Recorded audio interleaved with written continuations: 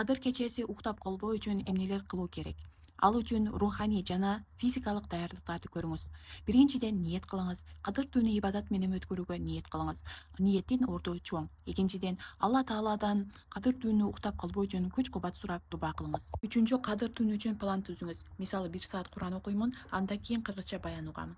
Төртүнчүдөн ибадаттардын түрүнө алмаштырып туруңуз. Эгерде Куран окуп жатып уйкуңуз келсе, анда даарат алып намаз окуп баштаңыз. Бешинчи, диниңиз же иманыңыз үчүн пайдалуу болгон кеңештерди уксаңыз же окусаңыз, аны жазып алыңыз. Жазган учурда мээ өзгөчө иштейт, аны менен уйку ачылат. Күндүзү бир аз уктап алыңыз, бирок уйкуну көпкө созбоңуз. Бул тууралуу пайгамбарыбыз саллаллаху алейхи вассалам да айткан. Соң жеңил тамактаныңыз. Адам көп тоюп алганда да уйкусу келе баштайт. Ошондуктан жеңил тамактанганга аракет кылыңыз. Сергетүүчү көнүгүүлөрдү аткарыңыз. Уйкуңуз келе баштаса, туруңуз дагы көнүгүүлөрдү аткарыңыз. Кийин суу ичүү. Суу ичкен учурда дагы адам серги түшөт жана уйку ачылат.